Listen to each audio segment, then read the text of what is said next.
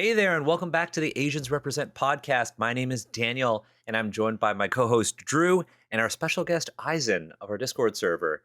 Um, for this episode of Asians Represent, we're going to be diving into the Chinese inspired setting of Grand Cathay, a region of the Warhammer Old World universe that Games Workshop will be bringing to life on tabletops, hopefully this year. On March 27th at Adepticon 2025, Games Workshop announced the first ever tabletop release of a Grand Cathay army for their specialized wargame, The Old World. So, for this episode of the podcast, we're going to be talking about Cathay. We're going to dive into the world of Grand Cathay. We're going to be talking about the naming conventions. We're going to be talking about their different appearances. And we're going to give an honest review of the setting and our take on the upcoming product release from Gibbs Workshop. But before we dive into that, we have some news from the world of Asians Represent. I say that like it's a fantasy world or something like that. It's not. First piece of news is we have launched the first spin-off of a spin-off of Asians Represent. So if you're listening to this podcast feed, you already know about No Dice, No Problem. That's the bi-weekly show where Drew and I answer fan questions and talk about whatever the heck we want. It's a great way for us to kind of connect with the community and kind of engage in topics that we normally wouldn't get to on the podcast. And out of No Dice, No Problem came the idea of John Who. So John Who is a new podcast that Drew and I co-host. It is a deep dive into the filmography of legendary Hong Kong action cinema virtuoso John Woo. So every episode, we dive into one of his movies with a special guest. The first episode on the classic film Face Off is now out. That's on a separate podcast feed, so make sure you check it out if you're a fan of action cinema and seeing Drew's reaction to all of these movies for the very first time. It's a great time. Second piece of news from the game design world, I've got a new game that's coming out. Drew and Izen both worked on it. It's called Wandering Blades. You may have heard me talk about it on almost every episode of No Dice, No Problem. It's a wuxia action game. It's going to be on Kickstarter through the entirety of May this year. You can check it out at wanderingblades.com. But that said, let's get into today's topic. So I'm going to read the announcement from that Games Workshop put out at Adepticon on their website. They said, "Far to the east of the old world, a great power rouses from its slumber to find the world mired in war. It's finally time for the empire of Grand Cathay to descend onto the tabletop in one of the most hotly anticipated reveals in Warhammer history." This is a kind of a big deal. The release of this game is a big deal for Warhammer fans because for, I think, almost 40 years, Grand Cathay has been a component of the Warhammer fantasy world, but only in the background.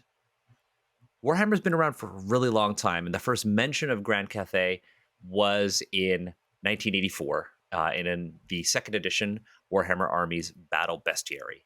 But they've never had a full army until this year, 2025. There was a significant fleshing out of Cathay when the video game Total War Warhammer 3 came out in 2022, which we'll be talking about. But yeah, we're going to go through the history of Cathay. We're going to talk about the setting. But first, before we dive into anything, Drew, do you want to give the audience an overview of what Grand Cathay is? Sure. So straight from its wiki, it says Grand Cathay, often simply called Cathay, and also known as Imperial Cathay, the Silk Lands, the Empire of the Celestial Dragon, the Kingdom of the Dragon, Great Cathay, the Eastern Empire, the Grand Empire of Cathay, and the Celestial Empire, is a populous empire of men ruled by a family of immortal Cathayan dragons located in the far east of the known world, beyond the dark lands and the mountains of Morn. Grand Cathay is the largest, most populous, most powerful, and most important of the nations of men in the far east, and possibly in the entire world. Yeah. And starting with just the name, right? It's very interesting because they picked the name Cathay, which, if I understand this correctly, was a very old name that English speakers used to refer to China, um, Yeah. and it seems to be the transliteration, or at the very least, it seems to be like translating the sound of, I think, the Khitan people, who resides in this nebulous like area to the far east, um, uh, of China, like where China usually is. And the thing is, for the Han people, the Khitan people usually are considered outsiders for the longest time as well. So it's kind of interesting to see them like go Cathay, and also a lot of like old English like there are a lot of old colonial time structures that are named after Cathay. My hometown Shanghai has the Cathay Theater, which Yeah. is one of the oldest Chinese cinemas alive. Yeah, that's a good point. Like Cathay is not like a fantastical name created by Games Workshop for its China analog, similar to how like Kara-Tour was D&D's Asian analog, or like Tiansha is Pathfinder's Asian analog, or I should say Pan-Asian. Like they Games Workshop literally just took the historical European name for China and it said, you know what, our fantasy setting is just going to be called China. That's not the only one though, because the Games Workshop Warhammer Old World setting for Japan is called Nippon, which is just one of the official Japanese pronunciations for Japan. Right. I think Drew. There's also Ind, and I Yep. believe there's one other one. Right. There's Ind, there's Araby. Yeah, they're not super uh how to Creative, put it, creative. original. Yeah, with a lot of it. Yeah, and you know what? And to be fair, there's also just Bretonia, which is their sort of medieval Europe as well, That is right? fair. Mhm. So one of the things we want to do is, if you are a longtime listener of Asians Represent, or you've been, watching our stuff on YouTube, this is not the same sort of series as, how we did Oriental Adventures or, Karatou or anything like that. We're trying to give this a fair assessment. We're going in. We went and did a lot of research and kind of went in with like an open mind. Um, so when we bring up Karatur, we're just kind of comparing the approach to even naming this setting. And in the case of Cathay, it's um, not offensive, but it's also like really unoriginal. It also, I think, sets up a rough comparison, because if I call something a brownie, the less of a brownie it is, the more obvious that is, right? Because I'm Yeah, it's not like you calling call it a it, brownie and it's like a cheesecake. yeah, You're gonna be disappointed. so if you call something essentially China, then I expect it to be like China. Yeah, Yeah, 100%. And I think that's something that we're going to constantly keep in mind as we go through this episode. So now that we've kind of like gotten that elephant in the room out of the way, like the name is literally just China. It's like Grand China. Um, let's talk about the first appearance of Cathay. So the first appearance of Cathay in the lore of Warhammer Fantasy was in 1984 in the second edition Warhammer Armies Battle Bestiary. This is widely available, for totally legal ways online. Um, but if you go to the known world section on page 9, there is a long description of Cathay, and I'm going to read it out. It says, Cathay is a huge land corresponding to the far east of our own world.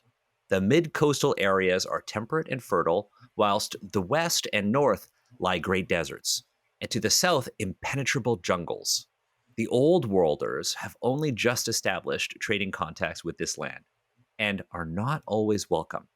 Cathay is dominated by humans, although remoter areas are still under the control of goblinoids, especially hobgoblins, which we'll get to later. There are many separate states and cultures within this area of varying sophistication and technology. The largest state is Imperial Cathay, where gunpowder technology is known but not fully exploited. Society throughout the East is insular and unenterprising, a situation enhanced by the universal Simca religion. A large island flying off the coast of Cathay is called Nippon, an independent state of tough, seagoing peasantry and stern feudal overlords called shogun.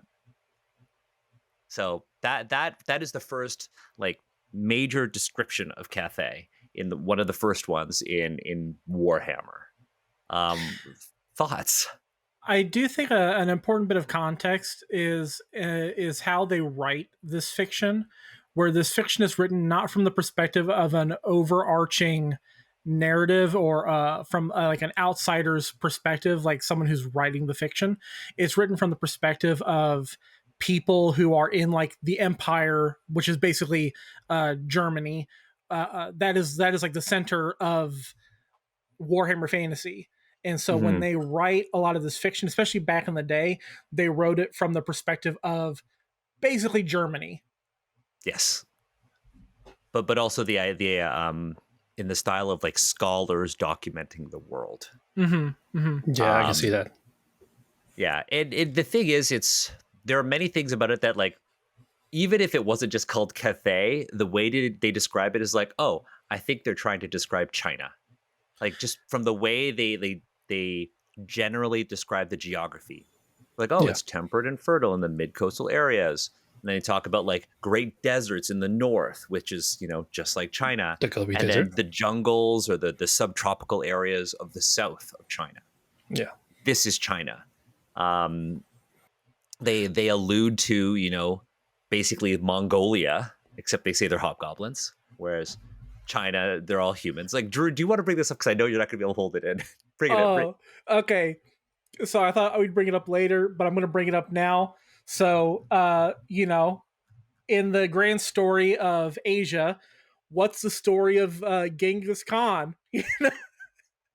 Well, whether it be Genghis or Attila or any of them, you got you have Hobgoblin Khan. Yep. You have Hobgoblin Khan, who is a Hobgoblin Khan. hobgoblin. He is a hobgoblin Khan of Khans. Long may he reign, and it's just wild. Um, yeah, Yeah. the it it is interesting. We'll see more of this as we talk about Cathay, but Cathay at the very least is like human, and I Mhm. don't mean that in like I oppose the idea of like other races in the fantasy world. It's more of the like, well, they have a certain amount of like dignity afforded to them because they made them human, but then you have like the Mongolian people are hobgoblins. Yeah. You know what I'm saying? Like Yeah. it's like okay, you know, and you can imagine how as hobgoblins they are boiled down to in terms of what the content of their lore is. Yeah, I was actually able to find the original book that describes Hobgoblin Khan. Hell yeah. So one of the books that describes Hobgoblin Khan, the art is certainly something. I'll send it to you folks right now in our little chat. hmm Um, but the art for Hobgoblin Khan is what you would expect. So this is from the Warhammer Army's Dogs of War 5th edition book that came out in 1998. Oh, I Um, love it. I so hate I it, but I love it. did they so just go did for it, they Eisen. did they give that is a very difficult name to say. Did they give Hobgoblin Khan a Fu Manchu type? Yes. So Hobgoblin Khan is a hobgoblin, or I believe is a hobgoblin Khan who is riding like a warg or like a dire wolf. Mhm. Um, yeah. So astride that dire wolf is a hobgoblin with a man like a Fu Manchu mustache with this like very very wide grin. It is very interesting. Very, very interesting. Uh, yeah, but Drew, I love that point that you, you, brought up about how the not, humans are kind of like central to Cathay, and anything outside of them are portrayed as sort of subhuman. Yeah, but the issue is that the cultures being portrayed are like real Real cultures. cultures, that's Yeah, the huge problem. and that's the problem. You know, it's totally okay to be like, during this time period, this culture kind of messed up the other cultures. Like, that's okay, that's part of history. But to go, all these people are hobgoblins, and kind of, like I said, boil them down to this really nasty base substance is, it's just not great in my opinion. Yeah, Yeah. and honestly, even like within modern China, PRC itself recognizes like 46 different ethnicities, including Han, and definitely Han has the majority. Has the majority in modern China, and then like historically, even like historically, China is actually very a diverse like country. Like Yeah, have some not all the dynasties were like Han Chinese. exactly. Yeah. Yeah, it's very interesting. And just in case folks were wondering, like Hobgoblin Khan is not only like Genghis Khan in name. In this Warhammer Armies Dogs of War book, they do refer to the scourge of the Hobgoblin Khan and his great horde, which, when all his loyal tribes are drawn up for battle, is said to extend from horizon to horizon. This is supposed to be a reference to like Genghis Khan, and Mongolia. Um, so back to this Warhammer Armies Battle Bestiary 1984. Um, we also have mentioned of Fantasy Japan, which is a flying island of seagoing peasantry and stern feudal overlords called shogun. So again, it is very explicitly Cathay is China, Nippon is Japan, Ind is like India or that South Asia. That in and of itself is a very complicated sort of like history to unravel, and it's just just as if not more diverse than China. Um, so next major mention of Cathay is in the 7th edition Warhammer Rulebook, which came out in 2006. So there are other mentions of Cathay like throughout time, and there are all these different like little one-offs. But I've purposefully picked descriptions of the world of Cathay to kind of see how it's progressed.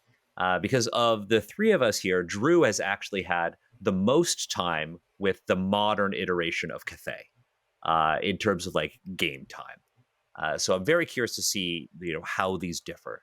So in 2006, in the 7th edition Warhammer Rulebook, under the Realms of Men section on page 153, Games Workshop writes, there are other nations of men outside of the old world, though only the grand empire of Cathay in the east rivals its power and wealth.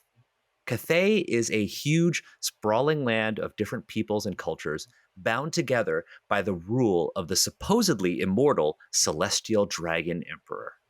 It is a long and perilous journey to Cathay from the old world, whether across the dark lands and the mountains of Morn, or by sea around the jungle-covered Southlands. Silks, ivory, and other luxuries fetch high prices in the markets of the old world. And so there are always those foolish or greedy enough to risk such journeys. In the same book, in the Other Races section, on page 202, they say, of the East, little is known to the scholars of the old world, and of that, most is rumor and speculation. However, there is no doubt that the greatest power in the East is the grand empire of Cathay. The Celestial Dragon Emperor, believed by some to be an actual dragon in the form of a man, rules over the largest nation in the world, with untold millions of subjects. The north of Cathay is protected from attacks of the Hung tribes by the Great Bastion, a massive wall that stretches for hundreds of miles, and large enough to require a garrison tens of thousands strong.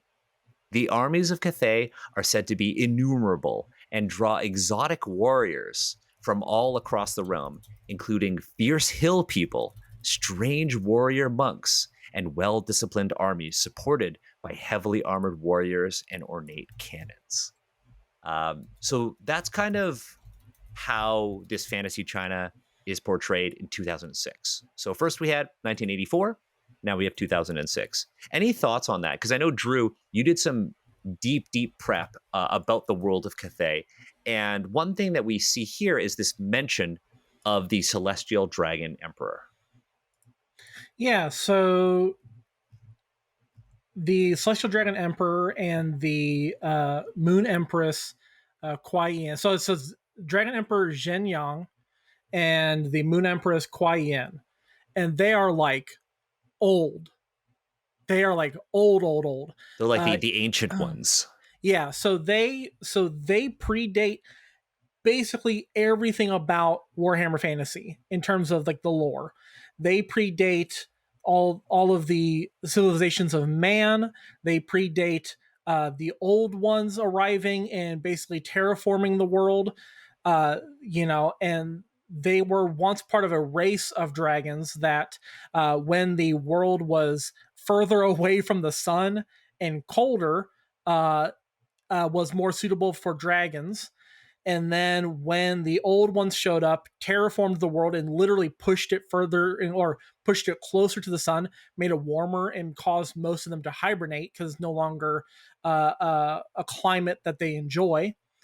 These two remained, and of the races that the old ones created, one of which was mankind, they then took humans and said, "We're going to make an empire out of these little dudes." To me, this reads as like, I mean, there's lots of different like Chinese creation myths, but when you talk about like the separation of like Earth and like the sky and the sun, I think of Pangu. Yeah, it absolutely invokes Pangu, who, from Chinese myth, is a giant who is born out of primordial chaos, and basically, his breath eventually become the sky, and his flesh itself become the ground, if I remember correctly. Yeah, he's like born of this like cosmic egg. And one of the reasons why I think it's Pangu is because in the later, especially the video game stuff about Cathay, they always talk about like yin and yang magic. Mhm. Mm-hmm. And Pangu and all the myths about him are supposed to invoke sort of like the opposing principles of yin and yang. Yeah. Yeah, that's kind of the impression that I got when I saw that. Yeah, everything about Cathay revolves around the concept of harmony. So everything must be in harmony. Humans must be in harmony with the dragons. Everyone must be in harmony within themselves, with each other, with their environment, with their, even the military must work in perfect unison and harmony with each other. And so that's why the magic schools of yin and yang were developed, and that were designed to complement each other perfectly. So harmony is just over, like it gets mentioned all the time in like Cathay stuff, it seems, and it's just like this overriding principle for all Cathayans. Yeah, because my understanding is that like the Dragon Emperor is kind of like Pangu, and then the Moon Empress is supposed to be like Nuwa, because Nuwa is the sort of the deity or hero in Chinese mythology who actually like creates humans from clay. Yes. That's the impression that I get from this. So it's almost like they're taking these two characters and they're making them seem like more human, at least in how they're described, for this lore. Because Pangu's kind of like, if I remember correctly, is like this like hairy giant, and like Yes. Nuwa is kind of like associated with like serpents, right? I Yeah. believe. It's commonly depicted that Nuwa has the lower half of the lower half of Nuwa is that of a serpent, and the upper half is of a humanoid. Yeah, some folks might think that kind of invokes the imagery of like a naga. Mm-hmm. But yeah, So in your research, Drew, anything kind of from these descriptions kind of like you want to call out? So we you mentioned like the celestial dragon emperor, but even in this description, there isn't this like moon empress that's mentioned. Um, yeah. So the Moon Empress, I think, is more of a modern addition to the lore. I don't Mm. know for sure, so nobody quote me on that one. But she shows up in like the lore primers nowadays, but I don't know if she shows up in the older stuff. So I don't know if that's just a reworking. I don't know if it's, I've seen a lot of people compare the Celestial Emperor, the Dragon Emperor, to the Jade Emperor, Oh yeah, and then his like wife consort, whose name I'm forgetting at the moment. The Jade Emperors. I forget. I'm gonna look that up. The Jade Emperor doesn't often get a wife consort in mythology I'm paying attention to. Yeah, we'll check, but it's very interesting because while there are parallels between like Nua and like Pangu, in the most recent video that Games Workshop released to kind of announce the upcoming release of the Grand Cathay Army, they mentioned that one of these characters, and Drew, correct me if I'm wrong, but Miao Ying, who is the storm dragon in this setting, is actually the child of the celestial dragon emperor. Yeah, so the Celestial Emperor, or the Dragon Emperor, and the Moon Empress have a number of dragon children. First and foremost of which is Miao Ying, much to the chagrin of her siblings, because she is the eldest of the family, and therefore she is the commander of the Great Bastion. She basically uh, is in charge of the Great Wall of Cathay, which keeps out infinite amounts of bad things, whether it be the various barbarian tribes, whether it be the Hobgoblin. Hobgoblin, or the worst of the worst, the forces of chaos. Yes. The Great Bastion is a quarter-mile high, tall construct spanning hundreds of miles that keeps all of that out, and she's in charge of all of that. So she is the one standing between Cathay and ruin. And so she gets a lot of the glory and a lot of the attention, which is something that a lot of her siblings do not enjoy. However, there are obviously more of them, more siblings. And what ends up happening is, so early on in the history of Grand Cathay, the Emperor and Empress are very integrally linked to the day-to-day affairs of the empire. They are running the show. However, after some time, they basically start to retreat to their floating citadel, the Celestial Palace, which basically flies above Weijing, which is the capital of Cathay. And they live there, leaving most of the administration of the empire to their children, as well as a wide variety of human nobles, some of which who also have dragon blood.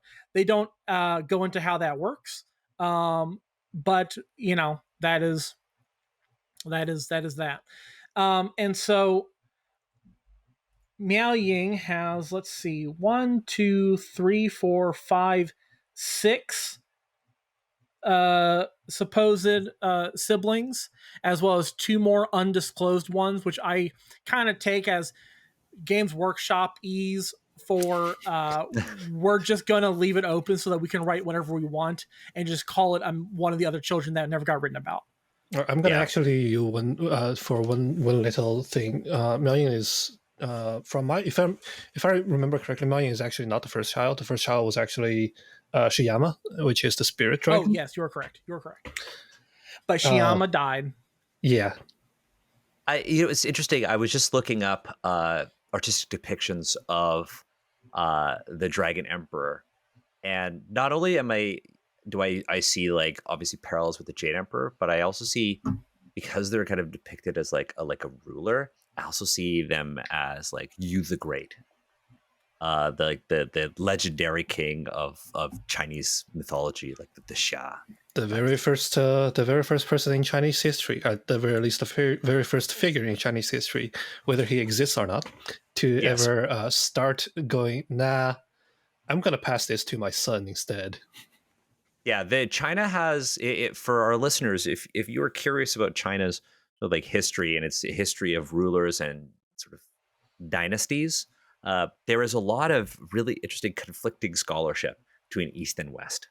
If you look at like Chinese history and archaeology books, they'll talk about the Xia dynasty as if it was like the first dynasty, but there is actually no like written evidence that it exists.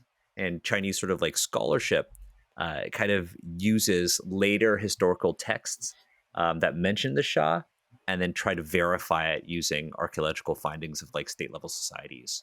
But in the West, scholars will typically call the Shang the first dynasty of China.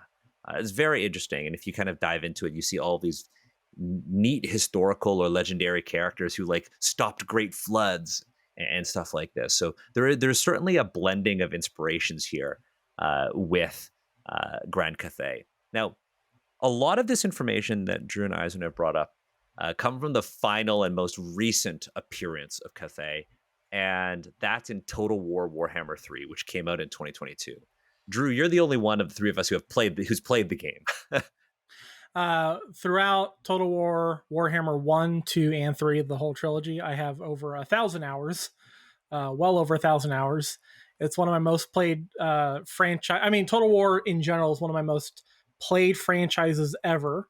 But yeah, I have probably about 300 to 400 hours put into Warhammer 3, which is where Grand Cathay is introduced. Yeah, this is not this episode is not sponsored by Games Workshop, but if they want to, they know how to reach us. I would love it.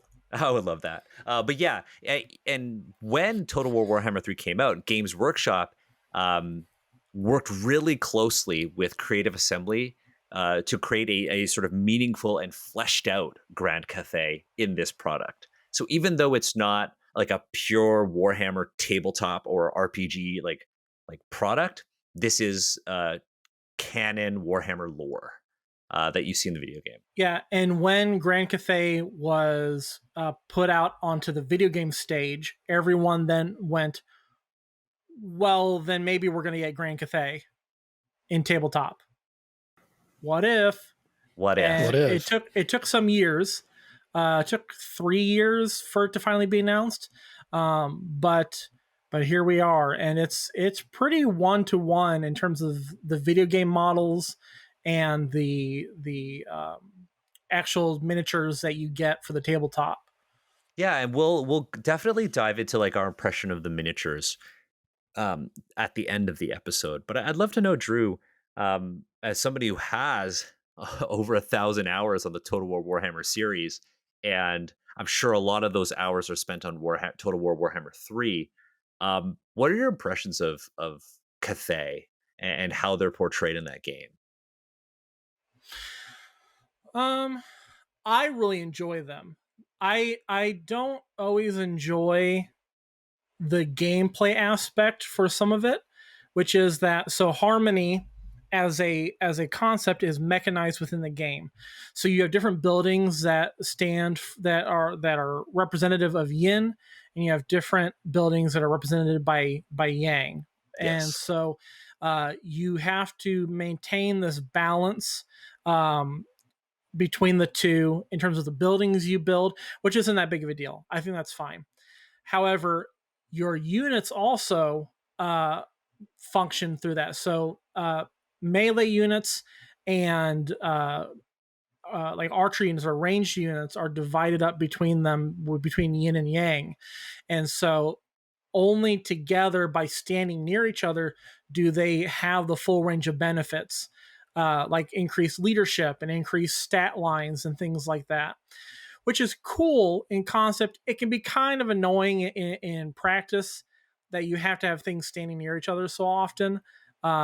But I think overall it's a very fun concept.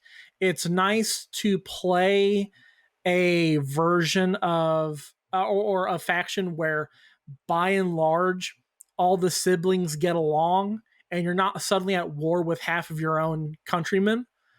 Uh, which is kind of true. You have a lot of rebels and dissenters, but like, um, you know, Yuan Bo, Miao Ying, Zhao Ming, and which are the three what they call legendary lords. Those are like the playable characters.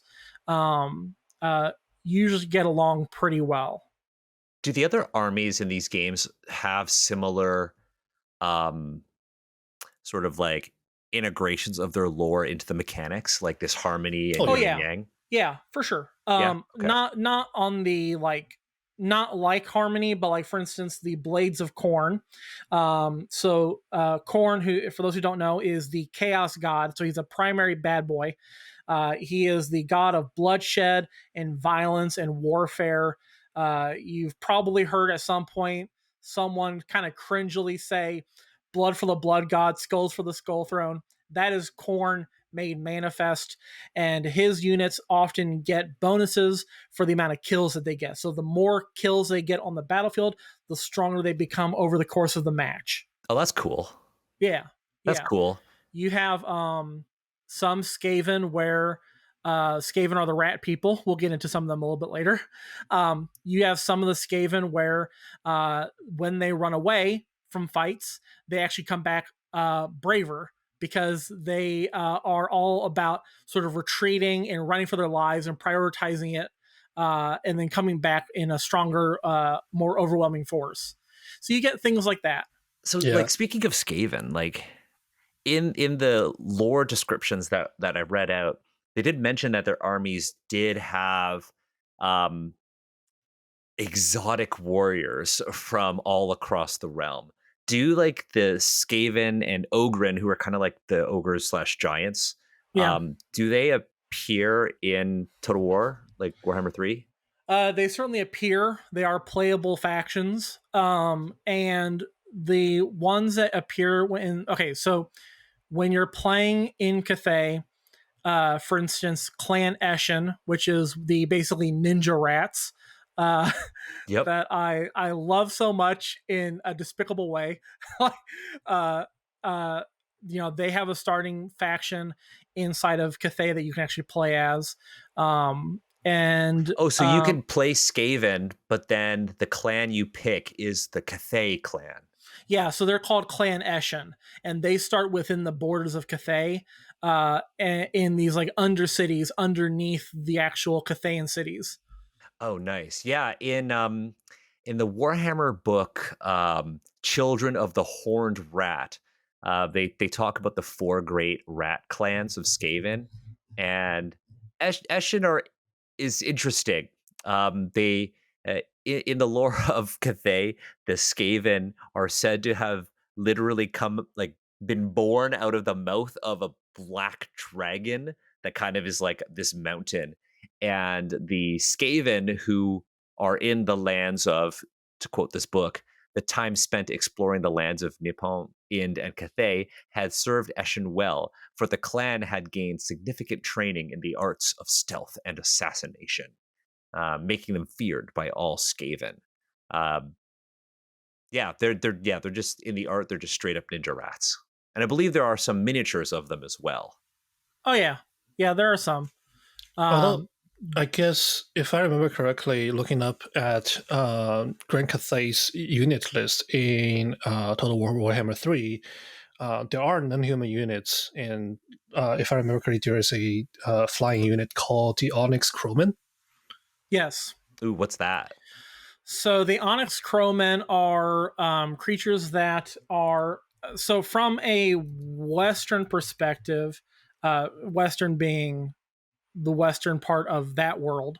They are thought of to be like men who are like transmutated into beasts via the magics of chaos. But in the actual lore of the Onyx Crowmen, they are literally they are magical constructs made of onyx. Oh, that's cool. That's Yeah, pretty they're pretty rad. dope. That's pretty cool. That's pretty cool. Yeah. Isaac, I'm also curious to hear your thoughts because when Drew and I were kind of preparing for this episode, we knew we'd have to bring you on as a guest because we have we don't have the linguistic skills to really Mhm. see if there's anything interesting with the names. Yeah. And with this video game came all of these characters, like Drew mentioned. Was there anything that like stood out to you? Yeah, very much because first things I really would like to say is that as someone who works in video game localization, I'm madly impressed by how willing to work. I'm very. I'm assuming that creative simply worked really hard worked really hard with our primary Chinese speakers and with coming up with impressive names for all the like uniquely named characters. That's really good to hear. I mean, I would hope so for 2022, and for video games, they were likely working on it for a while too. Yeah. And so, for example, Miao Yin, it's herself. Her name is pretty. Her name is while her name is not particularly too surprising or too fantastical. The Chinese translation of her title, the Storm Dragon, uses the character Bell Long, and the character Bell is a very old way of saying storm, and it gives the name a sense of like steeped in time. Right, Uh, because they're all ancient. They're these dragons who came from these gods. exactly. And her brother Zhao Ming the Iron Dragon, his title, well, the Iron Dragon, we are using the Binglong. Bing is really old way of saying very high quality iron specifically. And like ancient Chinese, ancient literary Chinese, especially, has very flowery like terms to describe a lot of things in just one character, and you'll see it pretty much throughout a lot of the titles for like the impressive names. And Yuanbo the Jade Dragon, it's very funny in that the very first impression I get is someone who would be generally one generation older than the rest of the Cathayan dragons, uh, mostly because the translation is basically translating him into Uncle Yuan. They're using Bo, the character that indicates someone who's like casual title is uncle as part of his name, which originally made me assume he was of an older generation, but I guess it's not. And then I see in Drew's notes that Yuan Bo is also the administrator of the realm. So Mm-hmm. one who's like kind of like the older one is the one who like oversees everything. Yeah, it would be very funny to find out if that's the case. What about the other two primary dragons? Because Drew, you've differentiated these 5 dragons. Is there a reason why these dragons are differentiated from the other Cathayan dragons? Part of it is just what they've written in terms of the lore. You know, they've Gotcha. really not written anything about Xiama and Shenzhou. But Miao Ying, Zhao Ming, Yuan Bo, who, let me tell you right now, Yuan Bo's got the sickest drip. Oh yeah. Yeah, he is by far the coolest looking one. Anyway, everyone just look up Yuan Bo real quick. I Yeah, I was posted gonna in our look that up right chat. I now. posted in our chat. Oh, Yeah. okay, let me go look. Oh yeah, hell yeah! Like I But want that. we I want that dude on tabletop. and by the way, to your point earlier, yeah, Yuan Bo is the administrator of the realm. He is the guy that makes sure that everything works. He is the master of bureaucracy. He's the executioner of the emperor. He is the guy with all the purse strings. He is awesome. I think he's dope. What about him And is interesting? Is it like the mechanics in the game, or I think, well, so his he's lore? actually not to derail from what we were talking about too much, but he actually gets to start in Lustria, which is basically South America. because he is looking to expand Cathayan trade and Cathayan influence. So he has gone to Lustria in order to secure basically a base of trading. And if you secure the rest of the continent too, well, that's Well, why fine. not? Why not? Everyone else is trying to. You might as well toss your hat in. But he gets to start both in Lustria and back in Cathay. So he has 2 starting points simultaneously, which is kind of cool. And you actually get the choice to give away his like home base back in Cathay for extra money, basically sell it off, or keep it and try to win on 2 fronts. That's very cool. Yeah, That's it's very cool. cool. I just think he looks the coolest too. But anyways, so we have Miao Ying, Zhao Ming, Yuan Bo, Yin Yin, and Li Dao. And the 5 of them constitute the rulers of the provinces. So Miao Ying is known as the Storm Dragon. She's the ruler of the northern provinces. She's also the commander of the Great Bastion. Zhao Ming is the Iron Dragon because he's all about alchemy and all that kind of stuff. He is attended to by a horde of alchemists, and he is like the inventor of the all the siblings. He's also the ruler of the western provinces. Yuan Bo, like I said, he's the ruler of the central provinces. The Jade Dragon, administrator of the realm.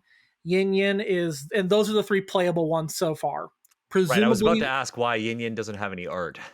yeah, presumably we will get Yin Yin and Li Dao. So Yin Yin is the Sea Dragon, ruler of the eastern provinces. So they manage the fleet, and they oversee the Cathay's dominion over the Jade Sea. Li Dao is the Fire Dragon, ruler of the southern provinces and the mountains of heaven, and he is the Fire Dragon. And one thing that I noticed about Li Dao's name is very like fun tidbit. His surname Li is not the usual surname you are thinking of. That is very common in China. His surname actually corresponds to the the the one direction that is actually corresponding to the fire, the element of fire in the 5 elements in Wuxing, which is the Chinese version of elements. And That's super cool. yeah, and I'm very like impressed by them finding a way to actually to connect his name to the element that he is associated with. That's actually really neat. What about Yin Yin? Yin Ying's name is mostly about. So Yin Ying's name is made of 2 characters. The first character is about lineage, of like passing it down the generations, and the second character is actually for hidden. I wonder if Yin Ying will ever be like a general, an admiral great at like surprise attacks on the sea, which That's I look interesting forward to. because like Warhammer on the tabletop, they don't really have like naval warfare. It's not really a thing in the game. No. Yeah, And in fact, it's a big disappointment for a lot of people in Total War Warhammer because previous games, some of them had naval combat, like Total War Napoleon, Total War Empire, Total War Rome. And so to not have it in this game, people were pretty bummed out. Now, the scale of which, because there's so many fantastic, it's basically a second game Yeah. because it's not like Total War Rome where it's a bunch of triremes, or Total War Empire where it's a bunch of 18th century ships that look all pretty much identical. It'd be a little too hard, I think, in Total War Warhammer. But Total War Warhammer though is also an adaptation of the tabletop experience too. True. Right, which is infantry based and ships and that sort of stuff, but mostly for like airships for the fantasy stuff. Yeah, there is no naval element to Warhammer like tabletop. Yeah, I wouldn't be surprised if it was just too hard to do. Do you know what's not too hard to do? I don't know what. Tell me, Chris. What? It's not too hard to go onto heroforge.com and create your own miniatures. That's right, it's an ad read. Hell If yeah, you Chris. go on to heroforge.com, it's a free browser-based it's a free browser-based application that you can go on to create your own miniatures. They have new stuff coming out every week, and you can go on there. You can create, your funny little rat ninja. You can go on and create uh, Hobgoblin. Hobgoblin. You They can even have mounts. You can They do even have mounts. mounts. You can They do have mounts. mounts. You can make a hobgoblin, put him on a wolf, and have your hobgoblin. And you could put Even the names. You could put names on the bases too. I think you could put names on the underside of the Hero Forge bases, so you could put Hobgoblin on the bottom. If you do, exactly. make sure he doesn't have Fu Manchu. I don't know if they would actually have that kind of Fu Manchu, because the one cool thing about Hero Forge is that they actually work with cultural consultants on all of the assets that they have in the game, which is like a really cool thing about them. So you could use Hero Forge confidently, knowing that you're going to make something that's respectful but also dynamic and interesting. Hell yeah. So update Hobgoblin at heroforge.com. HeroForge is really cool too, because you can print not only in like, a standard 3D print, but they do color printing. You can print in bronze. And if you have a 3D printer and you want to make the horde of Hobgoblin, you could do so, because you can actually buy STL files of your designs at HeroForge. Ooh. If you listen, I need you all to listen. If you make a Hobgoblin and get it from Hero Forge, I need you to take photos of it and tag me on something. And tag HeroForge. And tag Hero Forge, but mostly me. Yes. So if you make Hobgoblin on Hero Forge, even if you don't get it printed, if you mock it up in Hero Forge's really interesting and super detailed web tool, send us screenshots. Tag AZNS Represent on Blue Sky. If you're on our Discord server at discord.gg/AZNS Represent, post in the show discussions channel tagging Drew on all your Hobgoblin designs. Hell yeah. Can't wait to see it. Thank you, Hero Forge, for your sponsorship. We really appreciate it. But yeah, let's get back to the Cathayan dragons. Yeah, so those five Cathayan dragons, Miao Ying, Zhao Ming, Yuan Bo, Yin Yin, and Li Dao, those are the five main ones. So presumably within Total War Warhammer 3, as DLC goes on, hopefully we get Yin Yin and Li Dao. That would be really, really cool. I'm hoping for Li Dao, and I'm hoping for some Monkey King. Wait, wait, the game is still being supported? Like there's Yes. still DLC? Oh, yeah. Yeah. Oh, I didn't know that. Yeah. Yeah, they're constantly, well, I wouldn't say constantly putting out new stuff. That's not true. But they are gradually over time, they still add DLCs. At their own pace. I almost did another ad read for Hero Forge. I would have been like, who constantly adds new stuff? Hero Forge. Every Hero week. Forge, every Tuesday, I think. It's every week. What we'll have to do is maybe we can you can record kind of like going through all the Cathayan units, Drew. Maybe we can do like a recording of that and post it on our YouTube channel. That might be interesting. Okay. Yeah. Now that Steam has that cool recording feature that Izen told me about, I don't know if it's new or not, but it's new to me. But Izen, I did look up Li Dao, because you mentioned being associated with fire and the Wuxing. Mhm. Fire is associated with the south, which makes sense for Li Dao, who is the ruler of the southern provinces. Exactly. Super definitely, interesting. They definitely considered a lot of things and made the decisions very, very carefully in placing who where. Yeah. And I will say, Li Dao in the lore, particularly out of all the siblings, hates Miao Ying because she gets the glory of guarding the Great Bastion, and he has the not as much glory guarding the southern border, which has just as many enemies, but because it's not the Great Bastion, he doesn't get all the. He doesn't. Yeah, he because it doesn't have a wall. It's hard, and he doesn't get much praise for it. So he Literally, gets really mad. The wiki says, as ruler of the southern provinces of Cathay, Li Dao has the thankless task of defending southern Cathay from foreign assaults by Ind and the Nagas of Koresh. Koresh is what's Koresh supposed to be? Crash is basically Southeast Southeast Asia. Asia. Oh yeah. I mean, the map just looks like a slightly modified map of Southeast Asia too. Yeah, for everyone listening, just Google like Warhammer Fantasy World Map and just look at it, and you can point at anything on the map and go, "That's what that's supposed to be."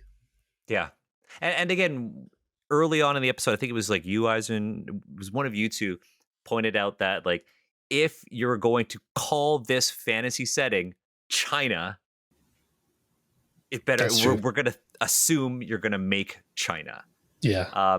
And so far, based on your assessment, Eisen, with like the names, they did a good job then.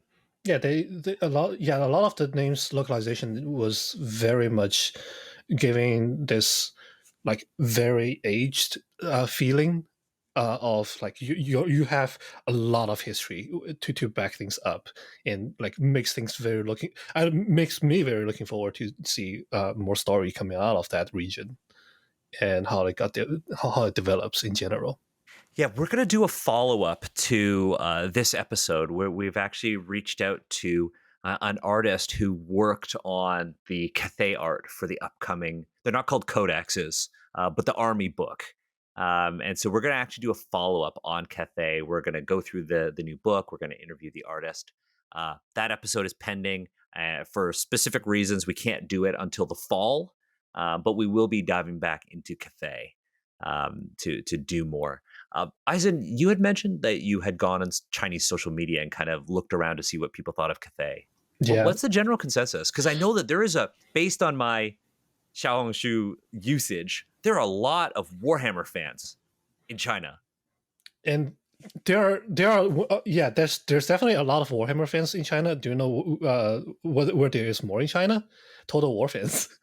So Yeah, that actually converted. So the move to actually release Total War Warhammer 3 and have Grand Cathay be its like marquee what's it called again, faction, was definitely a really smart move from both Games Workshop and Creative Assembly, which actually very much vitalized another like interest, wave of interest in both like the Total War franchise and the Warhammer franchise, especially Warhammer Fantasy, which gets slightly less exposure than 40k, which tends to be the more heard of in China at the very least, as far as I Yeah, can I tell. definitely see more Warhammer 40k content on Red Note than Warhammer Fantasy. Yeah, When it comes to Warhammer Fantasy, I mostly see art rather than like actual like minis.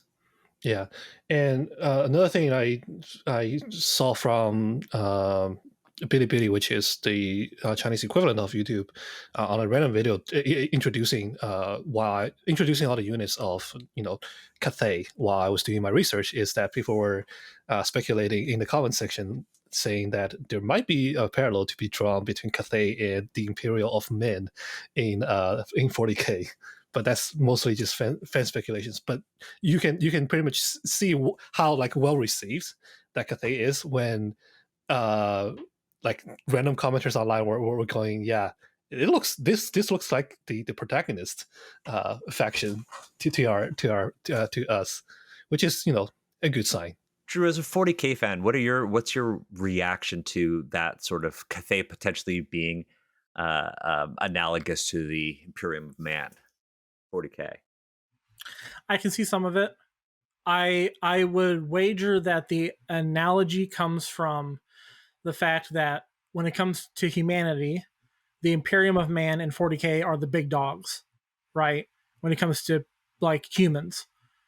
When it comes to, I mean, they even say it in some of the lore where Cathay might be the most important of all of the human factions. Of all of the civilizations of man, Cathay may be the most important. And honestly, I'm pretty sure that they would just beat the brakes off of the Empire, the German analogous Empire, which are often seen as like the protagonists of the setting. Well, I mean, if again, Cathayan myth and is to be true. They created all of humanity and the world. So it makes sense that they are the oldest and most powerful. Well, yeah. So kind of. So the emperor and the empress predate the old ones. The old ones are the ones that created, that like terraformed the world, Right, right. and the old ones, which are basically some aliens from outer space, because Warhammer gets wet and wild with it, you Some know. ancient Uh, aliens. yeah. Um, Basically created humanity, created a bunch of other species or races, and then set them loose on the world before everything went tits up because of chaos. Yeah, chaos. They really mess everything up. Yeah, like In both in all All GW Warhammer. properties. yeah, Yeah. the emperor and the empress even hate the old ones, even though they're no longer around. They hate them because they blame them for the incursion of chaos. That chaos would have never happened if it weren't for the meddling of the old ones. Ah, yes. Um, Now, just to keep us on time, I want to make sure that Eisen, you get more spotlight too. Mhm. Was there anything else within the sort of the naming of Cathayan characters or anything actually Cathayan that uses Chinese names that you found interesting? Uh, Let me think about it real quick. Uh, And I can say the same for you too, Drew, because you kind of did this deep dive into the culture of Cathay as well. Information that you could find in like from little snippets in source books and of course like Total War. You know, I honestly, okay, so having like read a fairly wide variety of, I would say, European and American depictions of China, oftentimes you hear something to the effect of like despotism, maybe some, some fascisty things. You hear like a lot of like, oh, imperial authority, imperial power, controlling the public, et cetera, et cetera. But I mean, by and large, Cathay's ruling nobility, whether it be the dragons or the human nobles, are portrayed as generally benevolent people. They are not perfect. They don't like each other half the time, but they are generally portrayed as people who are doing their best to look out for their people, which I think is surprising. It shouldn't be surprising, but it is surprising to see when it comes to depictions of, I would say, East Asia in general. well, to rule over China, you need the mandate of heaven. No, that's very Mhm. true. Is the Mandate of Heaven um in the Cathayan lore? I haven't seen it Because again necessarily. it's all familial, right? It's all their association with the celestial dragon emperor. Yeah. Yeah, my understanding. So because I don't think there is, and the reason is because um, the the celestial emperor and the moon empress make it very clear that they're not gods. In fact, they lord it over gods because they predate gods. They Mm, are flesh and blood beings who didn't have to rely on being created by humans or other races. they're like Uh, pure in a sense, yeah, they primordial are. humans. Yeah, they are like primordial in their own right, and so there is no divine worship of any kind really within Cathay. There is like ancestral veneration and worship, but even that has no, like, it's like regional. There's no unified sense of how to do that. But that's China though. That's Yeah, that's reflective of China. China. That's Yeah. China. It Yeah. I'm just saying that there is no sense of a unified religion, and in fact, there really isn't a religion at all. I actually kind of like that.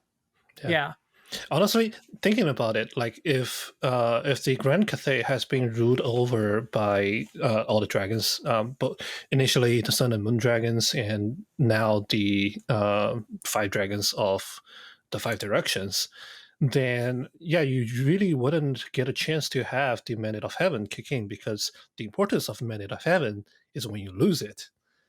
And that's when a rebellion would actually be occurring. And if there is no like reshuffling of order over who rules over the land, yeah, then Mandate of Heaven would not be in play over Cathay for sure. Yeah. Yeah, The it's true. mandate of heaven in Cathay is might makes right, which is to say the dragons are by far mightier than everyone else, and they are benevolent. So therefore, why shouldn't they rule? Essentially, Yeah, and fair. in that sense of like the mandate of heaven being gone, to what you were saying, Eisen, that does kind of happen. That does kind of happen but what happens is the mandate of heaven is in this case the emperor and empress, and they disappear Right. Right. for a period of about 3 to 400, about 400 years. Mhm. They just disappear, and no one, not even their children, know where they go. And not gonna lie, it's not described. No, they don't clarify in the lore why they disappeared. And maybe we'll find out when we get that new book.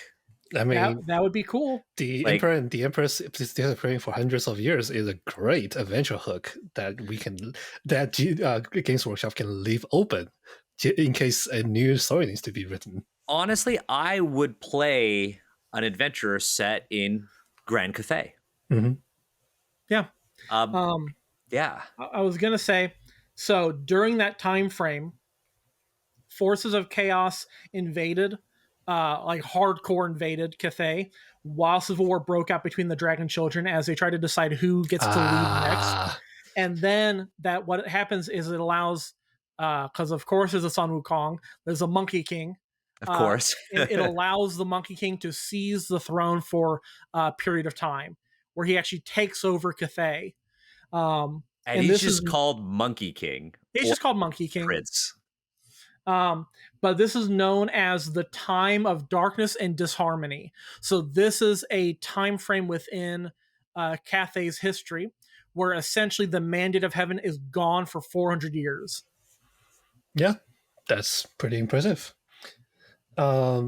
Speaking of Monkey King, I during my studies of the materials that was available, I do notice another name out of the 4 Chinese classics. Seems like the Skyjunk unit is actually named after Kong Ming, which, as we all know, as fans of not Journey to the West, Romance of Three Kingdoms is a reference to Zhuge Liang, famous strategist in Chinese history. Well, made famous by the novel for sure. Yes. And that is that's very cool. Yeah, I think the two names, Koming and Monkey King, are probably, at least from my perspective, the most successful name exports out of China internationally. Those are probably the 2 best known names in media. Yeah, I mean, you think about like Monkey King. A lot of people think about Monkey King and like Wukong. Mhm. And they think of Dragon Ball, obviously. Yeah. Like a Black Myth. Also, thank all the MOBAs, because All the MOBAs? I cannot come up with one game in the MOBA genre outside of Pokemon Unite, because that does not have a Monkey King. That's fair. Yeah, I don't remember. I don't think Dota has a Monkey King. It does. It does. I know it's got Monkey King Bar, which is his staff. Yeah, the Monkey King is named the Monkey King in Dota as well. Hell yeah. It's been so long since I played that game. Yeah. Yeah, the Monkey King is a character in Dota. Yeah, a trivia for the Dota Monkey King is that he can have I haven't played it recently, but at least in a previous version, he can turn into a thing in the world, and it can avoid detection in the by the turrets and not get attacked by it. He's got an ability called Mischief. Mm-hmm. That's Monkey King. That's Sun Wukong. Absolutely. um, Another little fun snippet about Li Dao and the Monkey King is that the Monkey King actually resides now after he's defeated and kind of put back into his place. He resides in the uh, place called the Mountains of Heaven with his monkey court. And every now and then, Li Dao has to ask him for help defending the southern border, to which the Monkey King derives just ultimate Joy. laughter from. Yeah. Yeah, that does make me, that does seem to confirm a thing that a lot of the Chinese comments are talking about when I say the Li Dao does seem to be have a lot of references to Erlangshen, which is yeah, Monkey King's chief rival in Journey to the West. yeah, and it's interesting. I saw on the Warhammer Fantasy wiki they mentioned that there are actually islands to the south of Ind known as the Isles of the Monkey King. Though there is no like technical like there's no Worship. confirmed connection, but if you think about like India and the really diverse mythology, there is literally Hanuman, who is like one of the avatars who is a monkey. Mhm. So it'd be interesting to see if they flesh out Ind and they have their own sort of monkey character. I think what's also kind of cool about the Monkey King is that the Monkey King in Cathay has no unified sense of what he looks like. So Which makes sometimes sense. he's depicted as a baboon, sometimes as a spider monkey, sometimes as an orangutan. Like he has a bunch of different depictions based on who you're asking and what region of Cathay you're in, which I think is always cool to be like, hey, there's no singular way to view this character. Yeah. This It'd is be, it'd be basically a mythologized character. Uh, he is a matter of interpretation. What if there were like 72 different Whoa. versions of him, just like So Kong's transformation? Yeah. Now, just for the sake of time, I wanted to ask you folks. So, in terms of Grand Cathay as a setting, what are your impressions of it? Are they positive? Are they negative? Are they kind of like middling? What are your thoughts on this? What would you rate this out of 10 on an enthusiasm scale?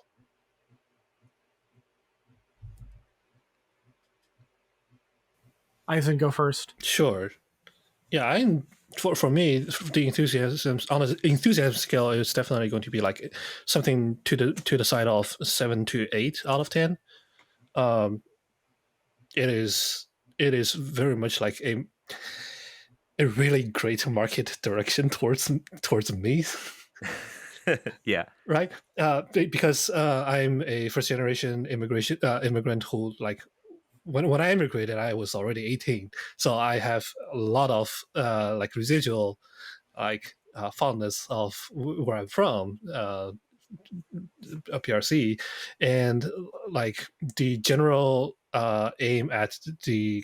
It feels like it's a very good attempt at a very successful attempt at aiming at the market over there, and I will happily be marketed towards. And once again, I very looked forward to stories coming out of that region. Yeah. What about you, Drew? Or do you need more time? Because then I can go. No, I would rate it like an 8 or 9. I mean, I fully plan on buying the army box. Yeah. Like Yeah. I fully plan on buying probably 2 of those bad boys. I so someone who is a second generation immigrant, so a little, and certainly has never been to China or experienced that.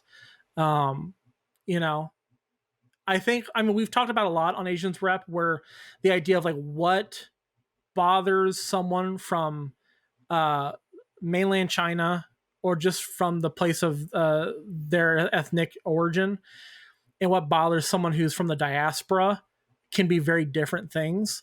And for me, what excites me about Cathay is that it feels like a really cool, artistic, sleek product that I can really sink my teeth into and enjoy and not feel really weird about it.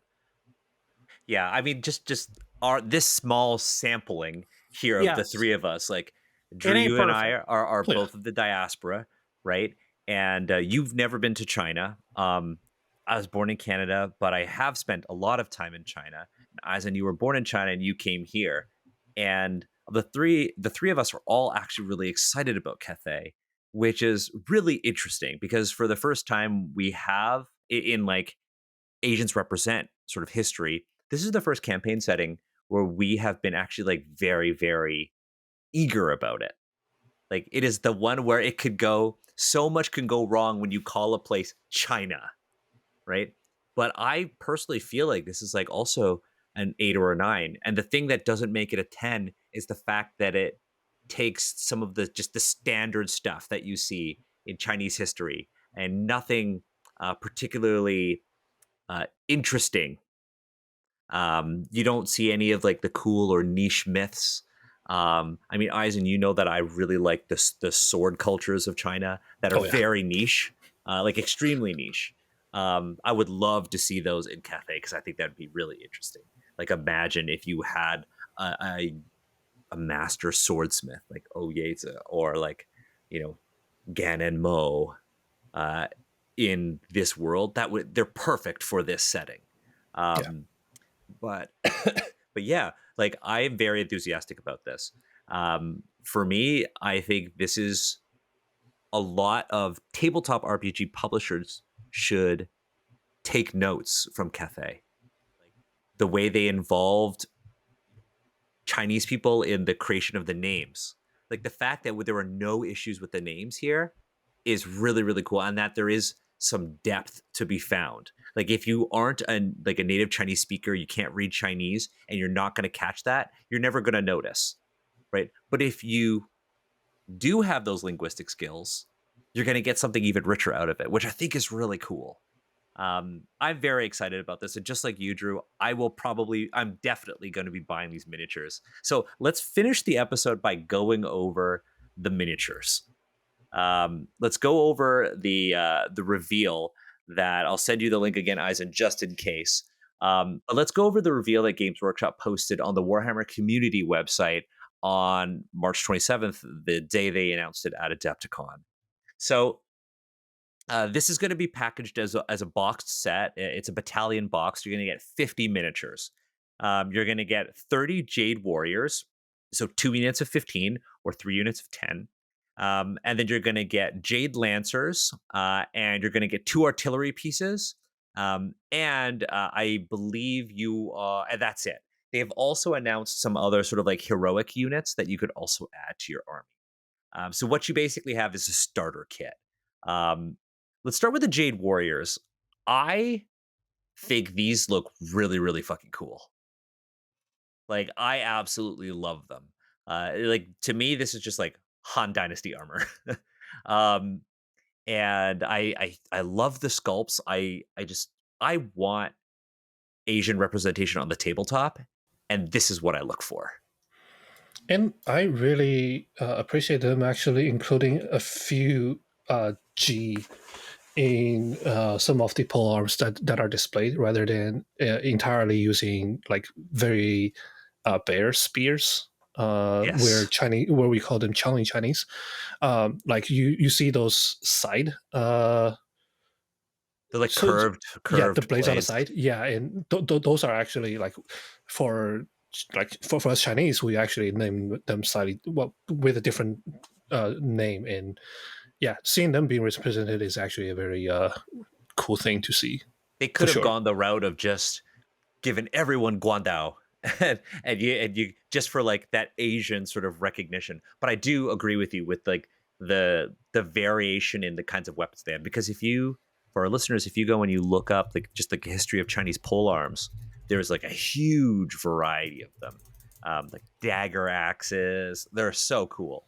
Hmm. But yeah, Drew, what are your thoughts on the Jade Warriors unit? Oh, they're sexy. Yeah, That's all I got, really. yeah, they're really good. Ditto. I mean, I feel like we have yet to see miniatures of this quality uh, for anything like Chinese related. Hmm. on tabletop. So to see such high quality miniatures is just really exciting to me. Yeah, 100%. The same with the Jade Lancers, the cavalry unit. Yeah, Like it's like where you heavy actually mount. do see the Guandao there. You see the Guandao there, but it would make sense, like this Yeah, like it is curved already. spear for like slashing. Yeah, it is a cavalry Um, saber. Well, and even like the cannons, like yeah, those cannons are bombastic. There's no this way is a they're fantasy real. game, though. but there are examples of cannons like them, much smaller in size, but that have the dragons, like bronze dragons, built around the The barrel. actual gun Barrel. barrel. Yeah, You know, I was reading an article where they mention that I think in like 1875, some Russian photographers took a photo of a gun like that, and it's incredible. that's sick. Can you send me that? Yeah, and yeah, I Um, need to find it yeah, first. yeah. Find it, send it to me, and then we'll put it in the show notes for our patrons. Yeah, like there's the Grand Cannon, which is really cool. The Fire Rain rocket battery, which is another cannon that shoots like fireworks, because like they shot fireworks as like missiles off of the Great Wall in historic China. Like I think this is super cool. I like how the sculpts are like dynamic and unique for all of the like the operators of the cannons. You've got like one of them is I think they're supposed to be an ogren, and then like 3 humans. Mhm. Um, the next one, it does not come with the battalion box set, is the Shugengen Lord on Great Spirit Longma. This is where I think there is some blending, because, as we've talked about in the past with Oriental Adventures and Karatur, the Shugengen in Cathay appears to be derived, actually is like quite obviously derived from Japanese Shugenja, which folks will recognize as something that's used as a spell casting class in various editions of D&D and Legend of the Five Rings. But this does come from Japan. But there was cultural contact between the two, so and this is Yeah, fantasy. in the context of Cathay, the Shugengen are dragon blooded, so they are descendants, whether distant or recent, of dragons. So they have some amount of dragon blood in them. Yeah, and for that sort of Shugenga and Shugenja, that comes from this sort of like Japanese sort of Buddhist religion. Yeah, Um, but I the think the mini sculpt is really cool. the mini that I hope we get to see, because I love him so much, is a miniature of this guy that the wrong person. Just said that to the wrong person. Of which Is guy? this guy in our chat? Mhm. Oh, cool. And is that the cannon that you found that you were talking about? Yep. Sick. Oh, that guy's pretty cool. He's got like a Warhammer. He's got a giant hammer. Uh, What's that character?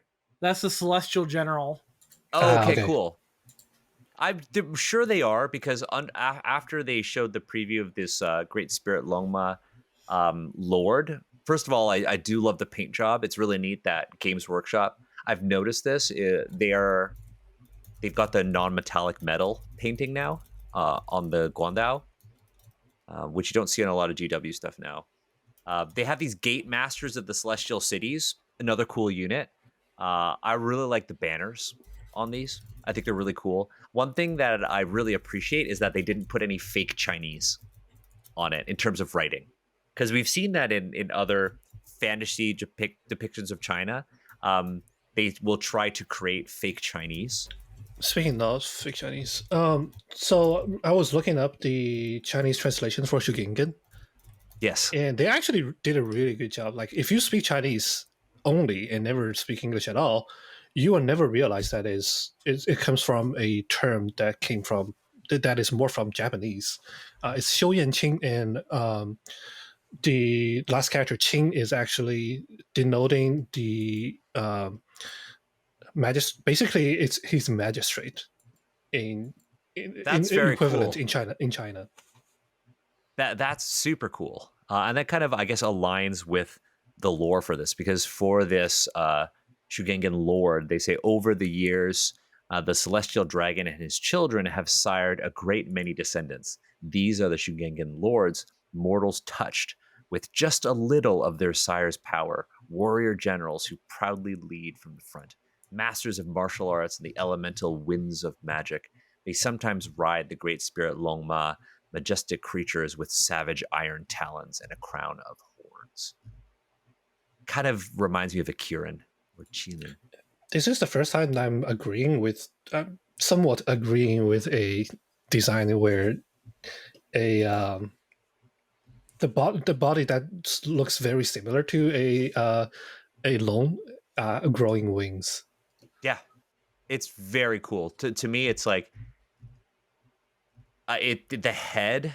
Oh, I just love the design. The next one is where we're going to get more fantastical because this is, Warhammer. It's the Sky Lantern. It looks like it's literally a blimp.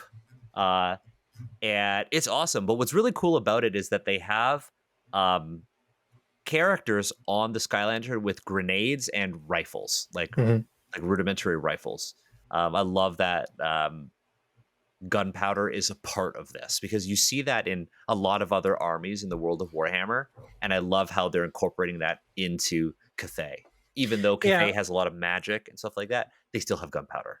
At the very beginning of the episode, we discussed you read in the sort of intro, there was a phrase that they use gunpowder, but Cathay does not fully appreciate or utilize it, whatever the wordage was. It says that the largest state is Imperial Cathay, where gunpowder technology is known but not fully exploited, which is reflected in all these miniatures here. They have it, but they're not all musketeer units. Yeah. Right. It makes sense. But I like that there are some firearm units in this. Yeah. And honestly, this Sky Lantern is really shaped similar to a combing lantern. Yes. Which is probably, now I think about it, is probably also why they call them combing. The upgraded unit, the combing Sky, what's it called again? Sky ship. They called. Let's see. Sky Junk. They're called Sky Junks. Yeah. Yeah. And then second last one was the Cathayan Sentinel. This thing is this like giant automaton, this golem, but it is super cool. It's got like a double-bladed guandao with the blades facing in like separate directions because you could spin this thing. The first time I saw this was actually on the subreddit for the Adeptus Custodes subreddit, and somebody wrote, "Can this be a dreadnought?" But the scale is off for Warhammer 40k. It will be too large to be a dreadnought in 40k. But this is a very, very cool mini. So the terracotta sentinels date back to when the Great Bastion was built, and so they used to be in mass. Now there's not quite as many of them, but what's really cool is that they are dotted around the landscape of Cathay, and there are like little short stories and stuff, like little snippets where it talks about how like, oh, demons invaded my village, and when all hope was lost, the towering construct at the center of my village came to life and defended us. There are going to be listeners of the podcast who are like, that's like the Iron Golem in my Minecraft village. Just bigger and way cooler. They then, on this article on Warhammer Community, they then show the army book. It's called Arcane Journal, Armies of Grand Cathay, and the cover is incredible. And we know that the cover and the art was done by a Chinese artist in-house in Games Workshop, which fills me with so much joy. And lastly, I will say... Oh, go ahead. Yeah. I was just going to say, the sad thing about the Arcane Journal is that it's only going to be 48 pictures, 48 pages. 48 pictures. Yeah. Because it's going to be a small book. It's going to be a small book because you're going to need the core Warhammer Old World. I know, but what I was hoping was for like a codex-sized book where there's tons of lore and tons of flavor. Yeah. I guess maybe they just... I mean, we know that they aren't working with a lot of lore.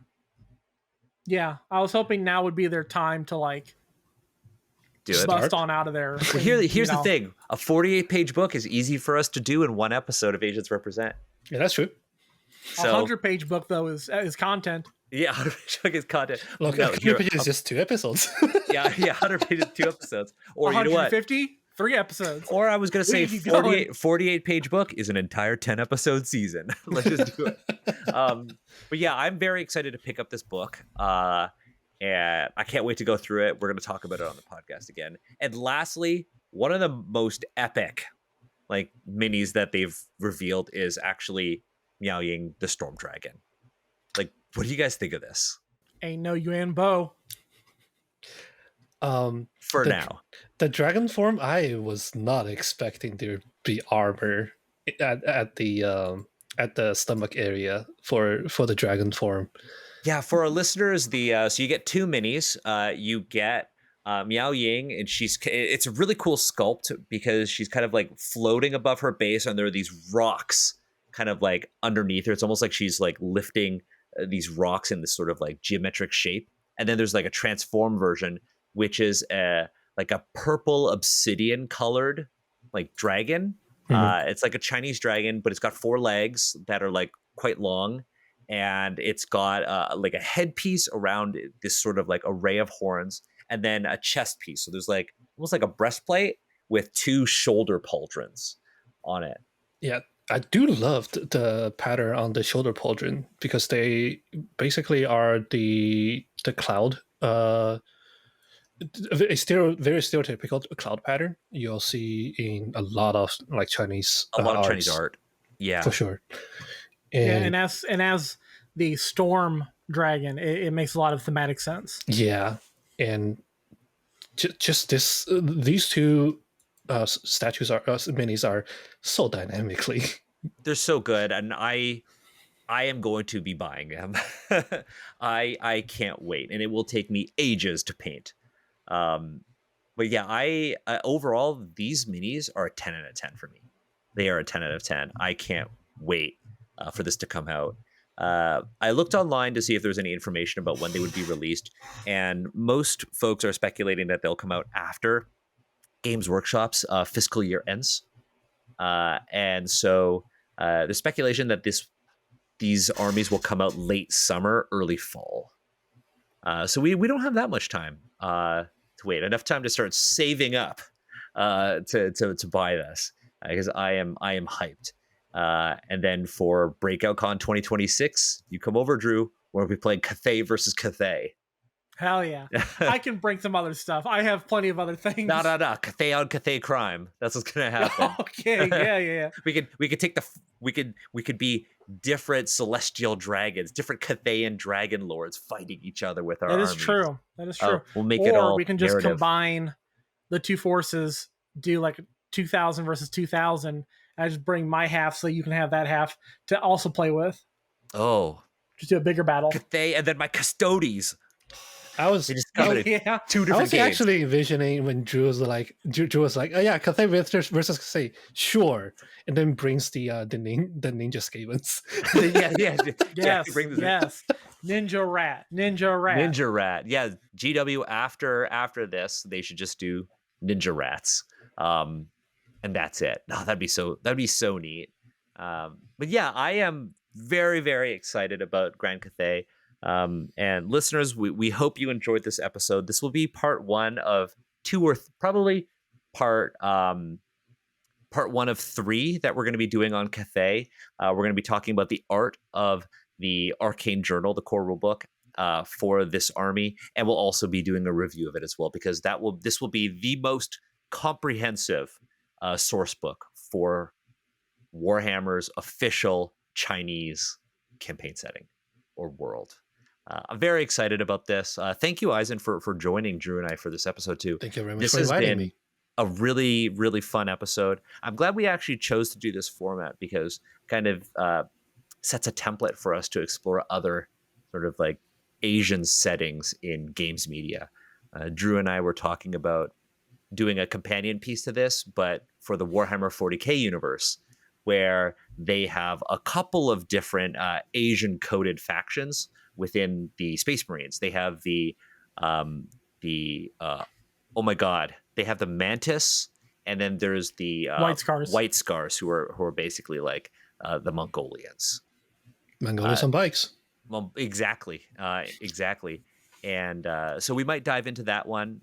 It all depends on what our listeners want. So if you enjoyed this episode of the podcast, if you were listening to this episode while tinkering away on Hero Forge and making a Hobgoblin for Drew, let us know what you thought about this episode. Post in the show discussions section of our Discord server. And if you're not in the Discord server, you can join You at really should join. discord.gg/AZNSrepresent. It's a great server. And if you want to join just to share your Hobgoblin with Drew, we would not blame you.